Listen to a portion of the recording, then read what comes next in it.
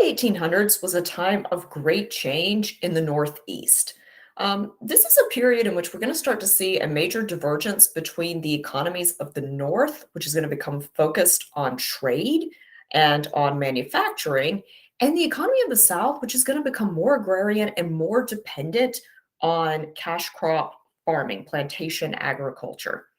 In this video, we're going to talk a little bit about what's happening in the North and the reform movements that are being sparked up there as a result of problems that people are seeing. So during this time period, America starts building its first real factories in the North. Manufacturing had been forbidden while America was colonial. So while we were still colonies, England had actually forbidden manufacturing. So after we gain our independence, the North begins to move more toward manufacturing.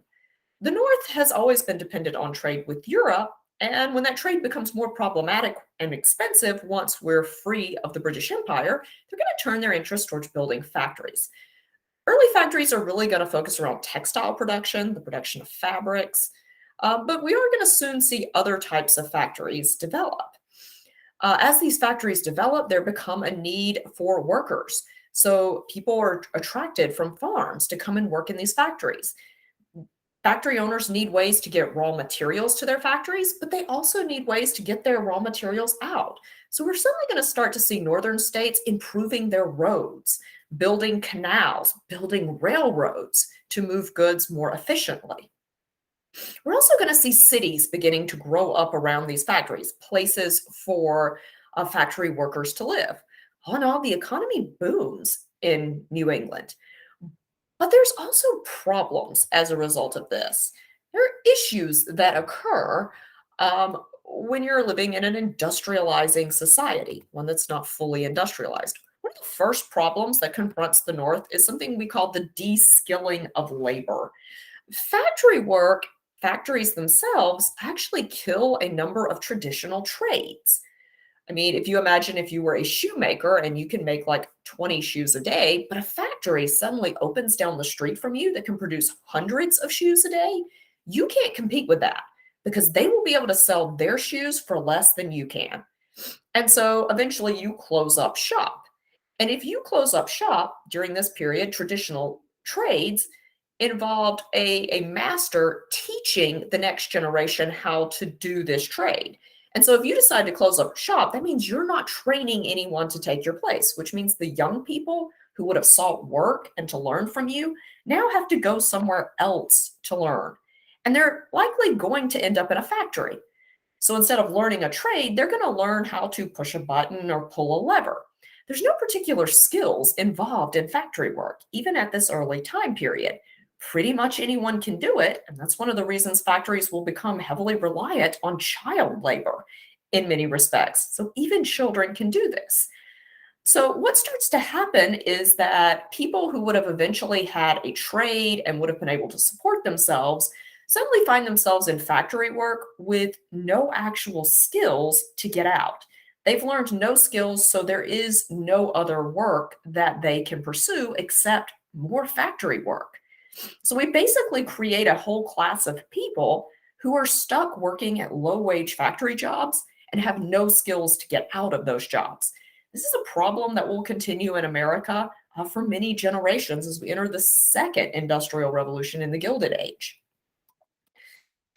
We're also going to see a period of unrestricted immigration. The availability of factory jobs in the North attracts people from Europe.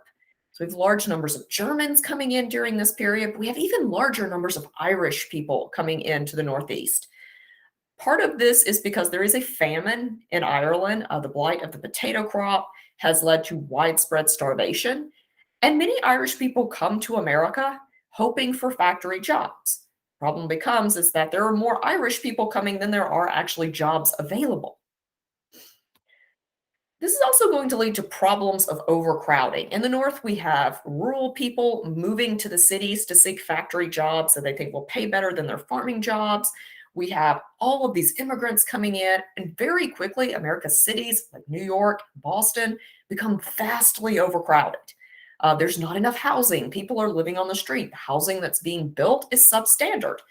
Building codes do exist during this period, but they are by no way keeping pace with how buildings are being created during this time.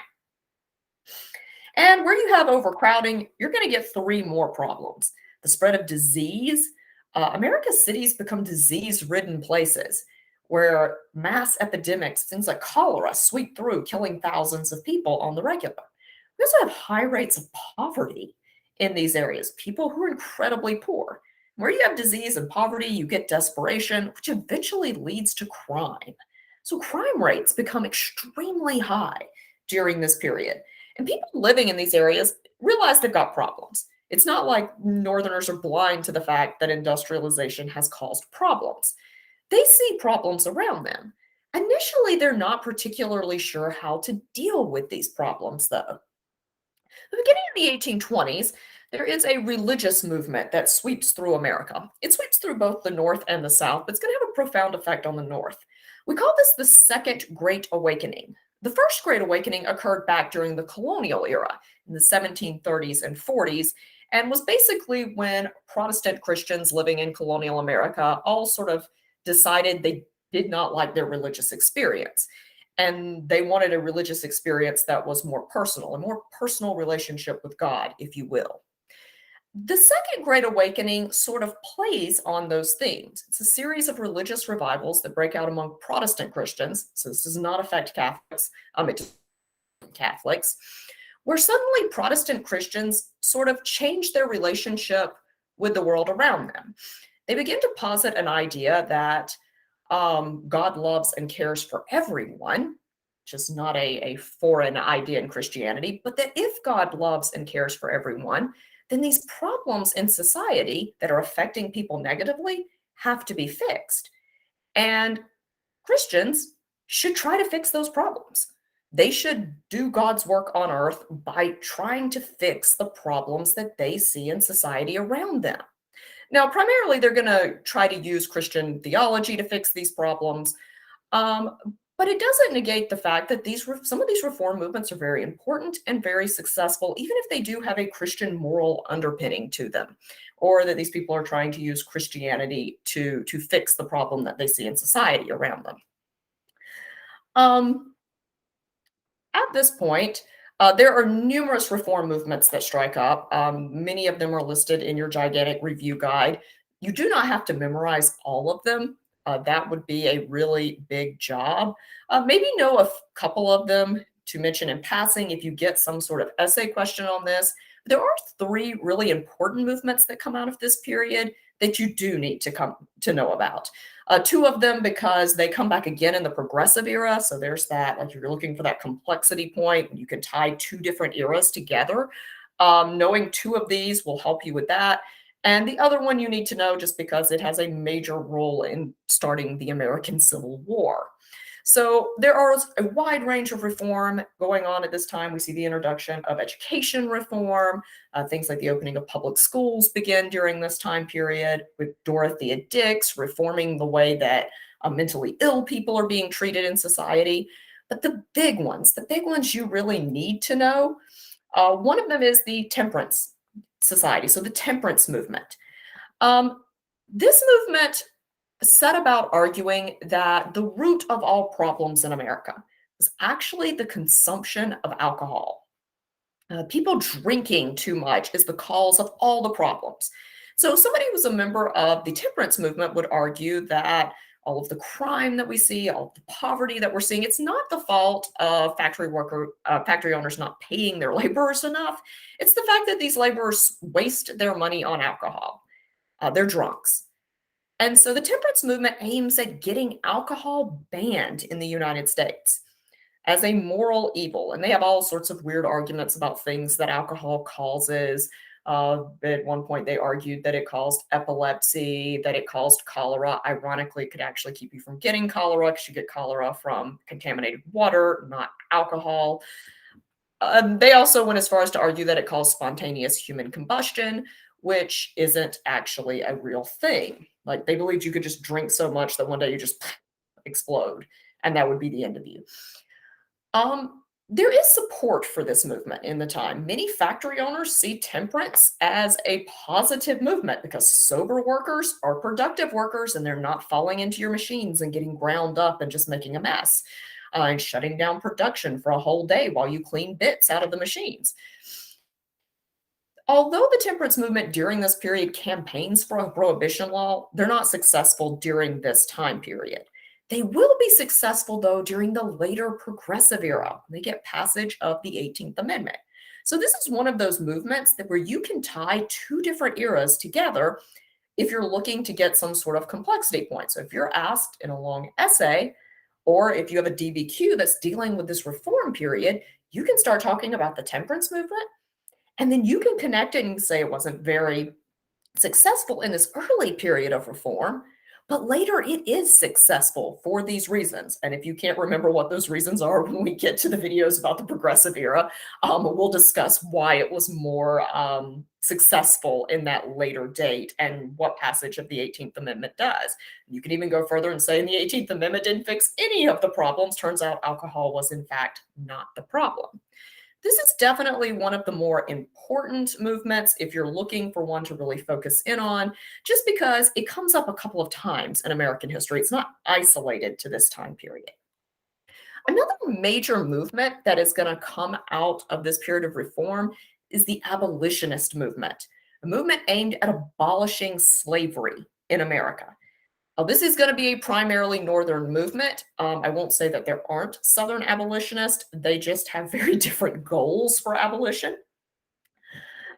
Northerners who are members of the abolitionist movement are really going to change the dialogue on slavery in America. So prior to the 1820s and 1830s, Americans who were against slavery didn't coach that argument in moral terms. People in the 1700s who were against slavery might argue, well, it makes white people lazy.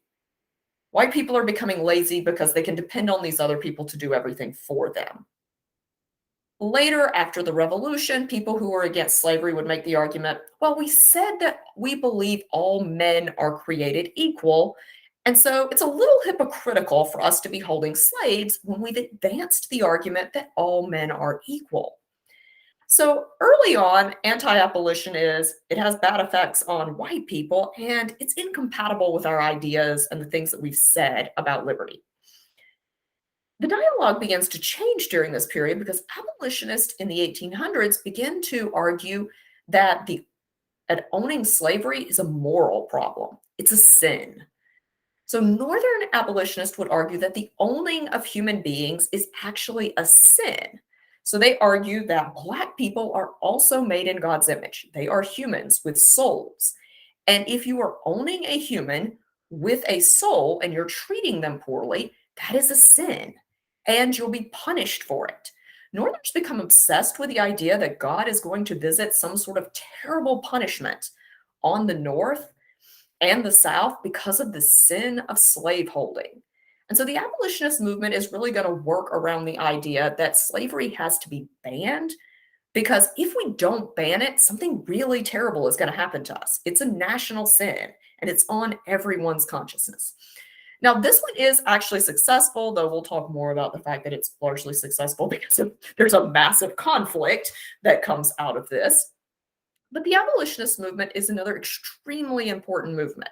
So I would encourage you to look back through that section of your AP review, the giant review guide that you all took home, and really know who the major players are in this and what some of these arguments are and how they're affecting. We'll talk a little bit in the next video how abolition is affecting the South. But the abolitionist movement also has an unintended consequence. So while abolitionists are out there fighting for the freedom of African Americans, women have become a part of these movements. Part of the Second Great Awakening was bringing women to the forefront of these movements, giving women a role within Christianity and the church. So the Second Great Awakening argues that women are, for the first time in Christian history, the moral compass of their families. Women are inherently more moral than men. This is really the first time Christianity has advanced this argument. Typically, it's the other way around. But in the 1820s, Protestant Christian theology suddenly flip-flops and says women are more moral than men. Women know right from wrong better than men do. And women have a duty to protect the morality of this country. And so women need to be out pointing out things that they see as immoral, like consuming alcohol or owning slaves. So we suddenly have women moving out into a public sphere and having conversations with people, speaking in public spheres, and this is being allowed for the basis that women understand morality in a way that men do not. But as women are doing this, they suddenly realize as they're arguing for the rights of African American men that they themselves are actually not free. In the eyes of the law, most women in America were viewed as property of their fathers, later their husbands, and then if their husband died, a son or another male relative who would take custody of them. Women were basically viewed as children in the eyes of the law. There are no protections against rape, against spousal abuse. If a woman owned property, her husband could take that property and do whatever he wanted with it. She had no legal right to that property as a woman. If a woman took a job in a factory, her husband had the right to take her paycheck and do whatever he wanted with it. And so women begin to notice this as they're arguing about Black men not being free. They're like, hold up, we're actually not free either. We actually, like, here we are, white people, and we are basically property in the eyes of the law, too.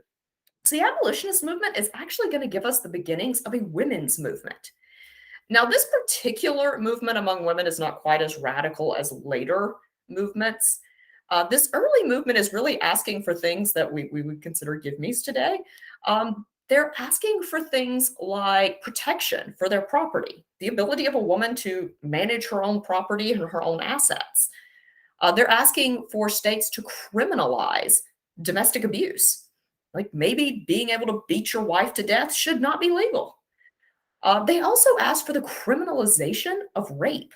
They want rape to be a crime. And if you're sitting here going, but it is, it actually wasn't in America. Rape was considered a property offense similar to vandalism. That's how women are viewed in the eyes of the law. They are property. So if you rape a woman, it is viewed in the same way as if you had like busted someone's window in their house or like spray painted graffiti on something of theirs. It's vandalism. It's a property crime. And women argue that's not right. This should definitely not be a property crime. This should definitely be a crime on par with any other type of assault. Women are going to get together in 1848. They're going to meet in Seneca Falls, New York, for what becomes known as the Seneca Falls Convention, in which they create a document called the Declaration of Sentiments. It's based entirely on the Declaration of Independence, and they lay out their grievances with man, with the men of America who have deprived them of their rights. They even point out at one point that if a woman brings a paycheck home, if she works, she has to pay taxes to the federal government, but women aren't allowed to vote. So they use the old no taxation without representation. They're saying you're taxing us, but we don't have the right to vote, and don't give us that virtual representation crap because we shot that down during the American Revolution. If you're going to tax us, we should even have the right to vote. Now, at this point, women do not get the right to vote. So this is one of those movements like the temperance movement that has very little success in that realm early on, but it's going to have more success in the progressive era when we get passage of the 19th Amendment, which we'll talk about in a video about the progressive era. So this is another one of those movements where you can connect easily two different time periods and make a really complex argument for an essay. Now, successes women do get during this period, most states pass married women's property acts, which means that if a woman gets married, the property that she owns before she gets married continues to be hers. Her husband has no right to take her paychecks, any money that her family has given her, any land she has inherited. He cannot touch that stuff unless she gives him written legal documents. Many states are also at this point going to criminalize domestic abuse. So we do start seeing codification of, hey, maybe you shouldn't beat your wife. We're also going to see most states adopt laws that make rape and make what they called seduction, what we today would call statutory rape, illegal as well. So we do have those small gains, but women do not get the right to vote at this point. And many women during this period are not sure they want that right anyway. So that's going to be for a future women's movement But this particular movement does have some modest success. We do start to see women being recognized as actual people in the aisles of the law, not pieces of property to be traded among white men. Now, these reform movements aren't solely related to the North. These reform movements are also happening in the South, but the South is going to become much more defensive of these, largely because of the abolitionist movement. So, in our next video, we're going to transition. We're going to talk a little bit about what's happening in the South with the entrenchment of slavery and its reaction um, to movements like the abolitionist movement.